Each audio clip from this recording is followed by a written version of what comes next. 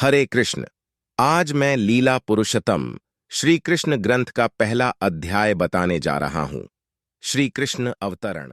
एक समय दुनिया आसुरिक राजाओं की अवांछित सैन्य शक्ति के बोझ तले दबी हुई थी। उस समय सारा संसार स्तब्ध हो गया और तब माता वसुंधरा हृदय से व्यथित होकर अपना दुख प्रकट करने ब्रह्मा के पास गई। गाय का रूप धारण करके माता वसुंधरा ने अश्रुपूरित नेत्रों से करुण भाव से ब्रह्मा जी को अपना दुख सुनाया। उनकी बातें सुनकर ब्रह्मा जी भी बड़े दुखी हुए और जल्द ही वह सर्वोच्च भगवान के निवास दूधिया सागर की ओर निकल पड़ा। देवदेव महादेव के नेतृत्व में सभी देवता ब्रह्मा के अनुयायी बन गए। माता वसुंधरा भी उनके साथ गई। क्षीरसमुद्र झील के तट पर पहुंचकर ब्रह्मा भगवान विष्णु को प्रणाम करने लगे, जिन्होंने पहले वराह रूप के रूप में वसुंधरा की रक्षा की थी। वैदिक मंत्रों में पुरुष सूक्त नामक एक प्रमुख स्तोत्र है, जिसके द्वारा देवता भगवान विष्णु को प्रणाम करते हैं। जब भी किसी प्रकार का उपद्रव होता है तो स्वर्ग के देवता उस उपद्रव को दूर करने के लिए ब्रह्मा से प्रार्थना करते हैं और तब ब्रह्मा क्षीर सागर के तट पर जाते हैं और मदद के लिए भगवान विष्णु की स्तुति करते हैं। इस ब्रह्मांड में श्वेतद्वीप नाम का एक ग्रह है, जिसमें क्षीरसमुद्र नाम का महासागर है।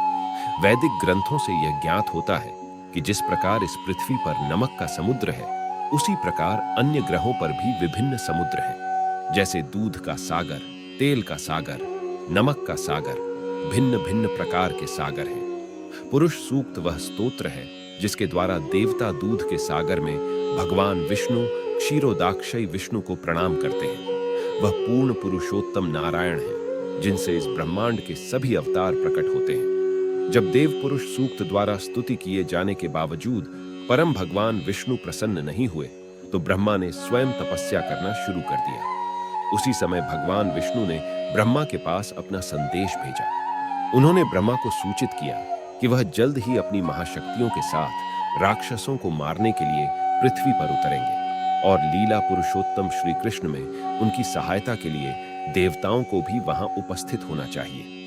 वे शीघ्र ही यदुकुल में जन्म लें, जिसमें वे स्वयं प्रकट होंगे। तब ब्रह्मा ने वह संदेश देवताओं को सुनाया। यही वैदिक ज्ञान प्राप्त करने का मार्ग है। ब्रह्मा ने सबसे पहले अपने हृदय में भगवान विष्णु से निर्देश प्राप्त किए। इसका उल्लेख श्रीमद्भागवत के आरंभ में ही तेने ब्रह्म हृदय में किया गया है, अर्थात ब्रह्मा के हृदय में भगवान ने सबसे पहले ब्रह्म ज्ञान प्रदान किया। यहाँ भी ब्रह्मा को भगवान श्री विष्णु से एक संदेश मिला और उन्होंने तुरंत उस संदेश को अन्य देवताओं तक पहुंचा दिया। सर्वोच्च भगवान ने घोषणा की कि वह भगवान कृष्ण वासुदेव के पुत्र के रूप में प्रकट होंगे। उनके अवतरण से पहले सभी देवताओं ने अपनी पत्नियों के साथ भगवान के कार्य में सहायता करने के लिए यदुकुल में विभिन्न परिवारों में जन्म लिया।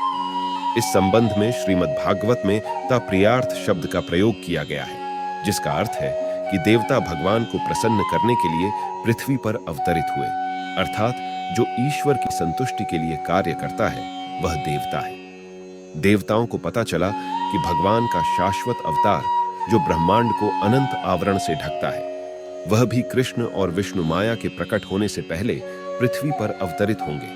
भगवान की पारलौकिक प्रकृति, जिसके प्रभाव से सभी जीवित प्राणी मंत्रमुग्ध हैं, वह भी भगवान के उद्देश्य को पूरा करने के लिए प्रकट होंगे। तब सभी देवताओं और माता वसुंधरा को मीठे शब्दों से आश्वस्त करने के बाद सभी तितलियों के पिता ब्रह्मा अपने निवास स्थान ब्रह्मांड के सर्वोच्च व्यक्ति ब्रह्मलोक में लौट आए। उस समय यदुवंश के नेता शूरसेन मथुरा और शूरसेन प्रांत पर शासन कर रहे थे। राजा शूरसेन के शासनकाल के परिणाम स्वरूप मथुरा सभी यदुवंशीय राजाओं की राजधानी बन गई। यदुवंश के राजा बहुत धार्मिक थे और वे जानते थे कि द्वारका की तरह मथुरा भी भगवान कृष्ण का शाश्वत निवास स्थान था। इसलिए यदुवंश के राजाओं ने मथुरा में अपनी राजधानी स्थापित की। एक बार सुरसेन के पुत्र वसुदेव ने देवकी की पुत्री देवकी से विवाह किया और अपनी नवविवाहित पत्नी के साथ रथ पर सवार होकर अपने महल लौट रहे थे। उस समय उग्रसेन का पुत्र कंस अपनी बहन देवकी को प्रसन्न करने के लिए वासुदेव का रथ चला रहा था। वैदिक व्यवस्था के अनुसार बेटी की शादी के बाद उसका भाई उसे ससुराल ले जाता है, ताकि भाभी को अकेलापन महसूस न हो। देवकी के पिता देवक ने अपनी प्रिय पुत्री के विवाह में अपार धन संपत्ति लुटाई। उन्होंने स्वर्ण आभूषणों से सुसज्जित 400 हाथी, 15,000 सुसज्जित घोड़े और 1,800 रथ दान में दिए। उसने अपनी बेटी को 200 ना दिए। भारत के क्षत्रिय कुल में यह प्रथा आज भी प्रचलित है। नवविवाहित दुल्हन अपनी सहेलियों के साथ ससुराल जाती है। उन्हें नौकरानियां कहा जाता है, लेकिन वे वास्तव में राजकुमारी की परिचारिकाएं हैं।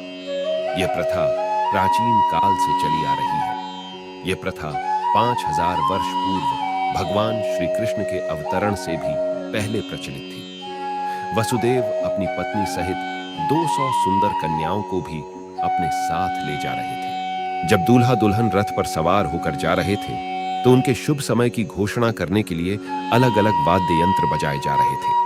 शंख, बेनु, मृदजंग, भैरीर शब्दों से अद्भुत संगीतमय ध्वनि उत्पन्न हो रही थी। सभी जुलूस बहुत अच्छी तरह से आगे बढ़ रहे थे और कंस हर साल की तरह रथ का नेतृत्व कर रहा था। तभी अचानक वक्ता ने कहा, कंस, तुम बहुत मासूम हो। तू अपनी मूर्खता के कारण अपनी ननद और अपने पति का रथ ठिकाने लगाने का प्रयास कर रही है। तुम नहीं जानते कि 8वें गर्भ का यह कुरूप बालक तुम्हारी मृत्यु का कारण बनेगा। भोज वंश के राजा उग्रसेन का पुत्र कंस अत्यंत राक्षसी था। जैसे ही कंस ने यह संदेश सुना, उसने एक हाथ से अपनी बहन देवकी के बाल खींचे और दूसरे हाथ से उसके कोषाणु खोल दिए और उसे मारने की कोशिश की। वासुदेव कंस के इस दुर्व्यवहार से बहुत आश्चर्यचकित हुए और अपने क्रूर और निर्लज्ज बहनोई को शांत करने के लिए बहुत तार्किक रूप से कहने लगे, हे प्रिय कंस, आप भोज वंश के सबसे तेजस्वी राजा हैं। लोग आपको सबसे महान योद्धा और महान तेजस्वी राजा के रूप में जानते हैं। तुम अपनी नवविवाहिता भाभी को मारने के लिए इतने गुस्से में कैसे हो? तुम मौत से इतना डरते क्यों हो? आपके जन्म के साथ साथ आपकी मृत्यु भी जन्म ले चुकी है। उस दिन से तुम मरने लगे। यदि आप अब 25 वर्ष के हैं, तो इसका मतलब है कि आप 25 वर्ष पहले ही मर चुके हैं। हर पल तुम मर रहे हो। तो फिर तुम मौत से इतना डरते क्यों हो? मृत्यु अपरिहार्य है। आप आज मरें या 100 वर्ष बाद, लेकिन आप मौत से कभी नहीं बच पाएंगे। तो फिर तुम मौत से इतना डरते क्यों हो? वस्तुतः मृत्यु का अर्थ वर्तमान शरीर का नष्ट होना है। जिस क्षण शरीर कार्य करना बंद कर देता है और प्रकृति के 5 तत्वों में विलीन हो जाता है, आत्मा दूसरा शरीर धारण कर लेती है। यह अन्य शरीर धारण कर्मानुसार है।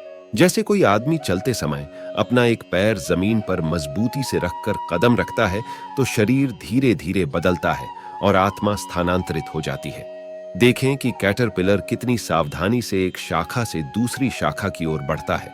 उसी प्रकार आत्मा अपने वरिष्ठों के निर्णय के अनुसार अपना शरीर बदलती है। जब तक आत्मा इतने सारे भौतिक शरीरों में बंधी है, उसे एक के बाद एक भौतिक शरीर लेना पड़ता है। प्रकृति के निर्णय के अनुसार प्रत्येक प्राणी इस जन्म के कर्मों के अनुसार ही अगला जन्म लेता है। यह शरीर वास्तव में सपने देखने वाले द्वारा बनाए गए कई शरीरों में से एक है। स्वप्न अवस्था में हम अपने मन में किस प्रकार का शरीर बनाते हैं? हमने सोना देखा है और हमने पहाड़ भी देखे हैं। इसलिए इन दोनों विचारों को मिलाकर हम सपनों में सोने के पहाड़ देखते हैं। कभी कभी हम स्वप्न देखते हैं कि हमारा शरीर आकाश में उड़ रहा है, और तब हम अपने वर्तमान शरीर के बारे में पूरी तरह से भूल जाते हैं। इस प्रकार हमारा शरीर लगातार बदलता रहता है। जब आपको शरीर मिलता है, तो आप पिछले शरीर को पूरी तरह भूल जाते हैं। सपनों में हम कितने ही नए शरीरों को जोड़ते हैं, लेकिन जब हम जागते हैं तो हमें उनकी याद नहीं रहती। वस्तुतः ये सभी भौतिक शरीर हमारी मानसिक क्रियाओं की रचना है, परंतु वर्तमान समय में हम अपने पिछले शरीर को याद नहीं रख पाते। मन स्वाभाविक रूप से चंचल है। कभी कभी वह किसी चीज को स्वीकार कर लेता है और फिर उसे छोड़ देता है। स्वीकार और त्याग, निश्चय और प्रतिस्थापन मन के स्वभाव हैं। 5 इंद्रियों शब्द, स्पर्श, रूप, रस, गंध के संपर्क में मन निरंतर संकल्प और विकल्प के बंधन में बंध जाता है।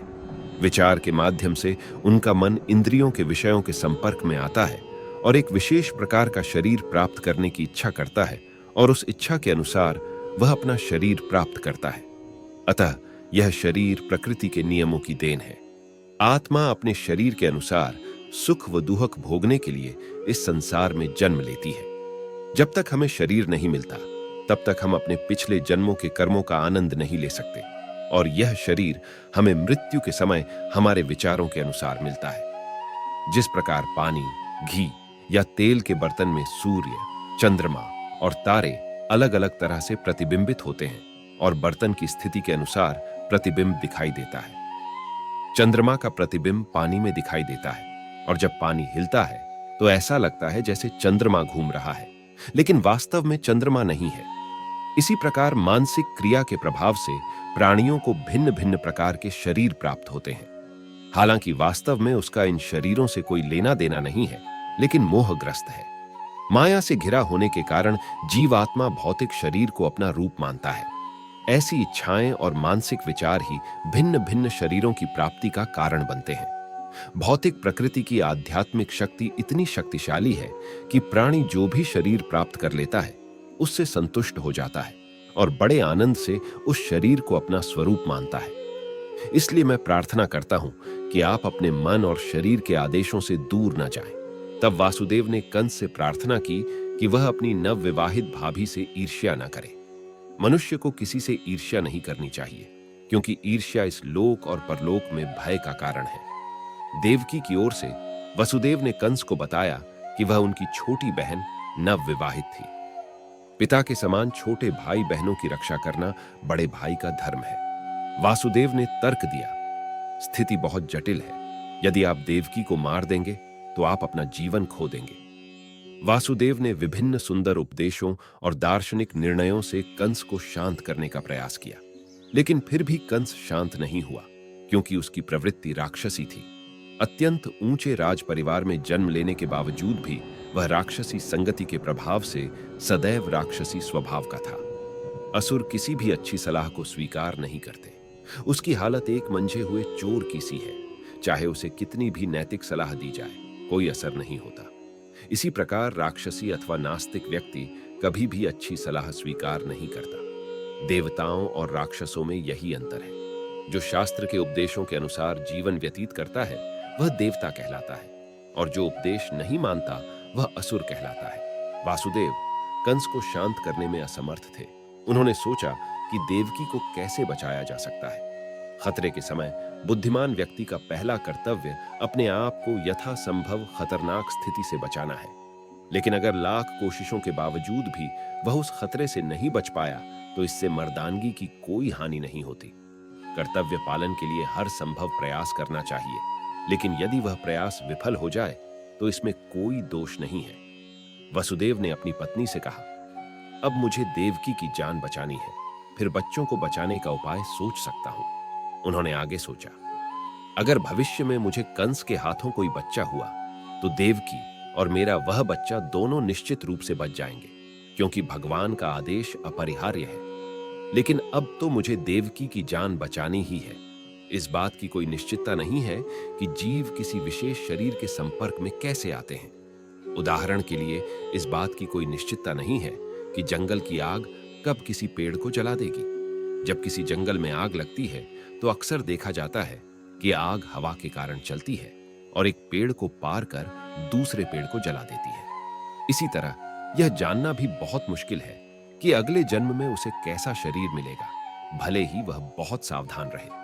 महाराजा भरत ने बड़ी भक्ति के साथ आत्मज्ञान प्राप्त करने का प्रयास किया, लेकिन दैवयोग से उन्हें एक हिरण के बच्चे से प्रेम हो गया और परिणाम स्वरूप उन्हें अगले जन्म में हिरण के रूप में जन्म लेना पड़ा। अपनी पत्नी के जीवन को कैसे बचाया जाए, इस पर विचार करते हुए वासुदेव ने कंस को बड़े सम्मान के साथ संबोधित किया। भले ही कंस बहुत पापी था, कभी कभी वासुदेव जैसे धर्मात्मा व्यक्ति को कंस जैसे दुष्ट स्वभाव के व्यक्ति की चापलूसी करनी पड़ती है। यह कूटनीति की पद्धति है। हालांकि अंदर से वह बहुत बोझिल था, लेकिन बाहर से वह प्रसन्नता का भाव प्रदर्शित करता था। तो वासुदेव ने अत्यंत निर्दयी और निर्दयी कंस को संबोधित करते हुए कहा, कंस, तुम विचार करो, अपनी भाभी से किसी भी खतरे से डरने का कोई कारण नहीं है। तुम्हें आसमान की बात सुनकर खतरे का डर है, परंतु वह खतरा तुम्हारी बहन के बेटे से आएगा जो अभी पैदा नहीं हुआ है। कौन जानता है, शायद भविष्य में उसकी कोई संतान न हो। इन सब पर विचार करें तो आप देखेंगे कि आप अब सुरक्षित हैं। और अपनी भाभी से किसी खतरे का डर होने का कोई कारण नहीं है। यदि उसके कोई पुत्र होंगे तो मैं वादा करता हूं, मैं उन्हें तुम्हें सौंप दूंगा। कंस वासुदेव के वचन का मूल्य जानता था, इसलिए वह उनके वचन से सहमत हो गया। तब जाकर वह अपनी बहन की हत्या जैसे जघन्य कृत्य से बाज आया। वासुदेव को राहत महसूस हुई और उन्होंने कंस के इस विचार की सराहना की। फिर वह अपने महल में लौट आया। फिर भी कुछ समय बाद वसुदेव और देवकी के 8-8 बेटे और एक बेटी हुई। पुत्र के जन्म के बाद सबसे पहले व्रतधारी वासुदेव उसे लेकर कंस के पास गए। वासुदेव का चरित्र आदतन महान था। वह अपनी सत्यनिष्ठा के लिए प्रसिद्ध थे और खतरे के सामने वे कभी पीछे नहीं हटते थे। नवजात शिशु को कंस को सौंपना उनके लिए बहुत कष्टदायक था, लेकिन वह प्रतिबद्ध थे, इसलिए उन्होंने नवजात शिशु को कंस को सौंप दिया। कंसर उस बच्चे को पाकर बहुत खुश हुआ, लेकिन वासुदेव के इस व्यवहार से कंस के मन में वासुदेव के प्रति थोड़ी दया आ गई। इस घटना से हमें बहुत अच्छी सीख मिलती है। वासुदेव जैसे महात्मा के लिए अपने कर्तव्यों का पालन करना बिल्कुल भी कठिन नहीं है। वासुदेव जैसे विद्वान व्यक्ति किसी की निंदा किए बिना अपना काम करते हैं और कंस जैसे पापी सबसे जघन्य पाप करने में संकोच नहीं करते। इसीलिए कहा जाता है कि संत सभी प्रकार के खतरों को सहन करता है और कंस जैसा नीच स्वभाव का व्यक्ति कोई भी पाप कर सकता है, लेकिन भगवान का एक भक्त सर्वोच्च भगवान की संतुष्टि के लिए सब कुछ बलिदान कर सकता है। कंस वासुदेव के प्रयोग से बहुत प्रसन्न हुआ और उनके व्यवहार से द्रवित हो गया और बोला, प्रिय वासुदेव, मुझे आपके इस पुत्र से कोई लाभ नहीं है, क्योंकि मैंने आकाशवाणी में सुना है कि आपका 8वां पुत्र मुझे नष्ट कर देगा। तो फिर मैं आपके इस पुत्र के प्रति क्रूर क्यों हूं? तुम इसे ले सकते हो। फिर वासुदेव अपने पहले बच्चे के साथ घर लौट आए। यद्यपि कंस के आचरण से उसका हृदय बहुत प्रसन्न हुआ, फिर भी वह उस पर भरोसा नहीं कर सका, क्योंकि वह जानता था कि कंस का चरित्र पूरी तरह से असंयमी था। वह यह भी जानता था कि नास्तिक अपने वादे नहीं निभाते। जो अपनी इंद्रियों पर नियंत्रण नहीं रख सकता, वह अपने शब्दों का मूल्य नहीं समझ सकता। चाणक्य पंडित ने कहा, कभी भी पत्नी या राजनयिक पर भरोसा नहीं करना चाहिए। जो लोग सदैव इंद्रिय तृप्ति के आदी रहते हैं, वे कभी सच्चे नहीं हो सकते, इसलिए उन पर कभी विश्वास न करें। उसी समय नारद मुनि कंस के पास आए। वह जानता था कि कंस ने दया करके वासुदेव की पहली संतान वासुदेव को लौटा दी थी। नारद जल्द से जल्द भगवान के अवतरित होने की व्यवस्था करने के लिए बहुत उत्सुक थे। इसीलिए उन्होंने कंस को बताया कि नंद महाराज सहित वृंदावन के सभी गोपाकुमा और गोप कुमारियां और वसुदा और उनके पिता सुरसेना सहित सभी यदुनस्य महात्मा भगवान के अवतरण की प्रतीक्षा कर रहे थे। नारद ने कंस को उस परिवार के सभी मित्रों, शुभचिंतकों और देवताओं से सावधान रहने की चेतावनी दी। कंस और उसके मित्र और सलाहकार सभी आसुरी थे। दैत्य सदैव देवताओं से भयभीत रहते हैं। इस प्रकार नारद के विभिन्न परिवारों में देवताओं के जन्म लेने की बात सुनकर कंस तुरंत भयभीत हो गया। उन्होंने महसूस किया कि चूंकि देवता प्रकट हो गए हैं, इसलिए भगवान विष्णु को भी शीघ्र ही प्रकट होना होगा। इसलिए उसने तुरंत अपनी भाभी वासुदेव और देवकी को कैद कर लिया और उनके नवजात बच्चे को मार डाला। जेल में कैद रहने के दौरान वासुदेव और देवकी ने हर साल एक बेटे को जन्म देना शुरू कर दिया और कंस ने उन्हें विष्णु का अवतार मानकर एक एक करके मारना शुरू कर दिया। कंस विशेष रूप से देवकी के गर्भ की 8वीं संतान से डरता था, लेकिन नारद के आगमन के बाद उसने माना कि कोई भी बच्चा कृष्ण हो सकता है। इसीलिए उसने देवकी और वासुदेव की सभी संतानों को मार देना ही बेहतर समझा।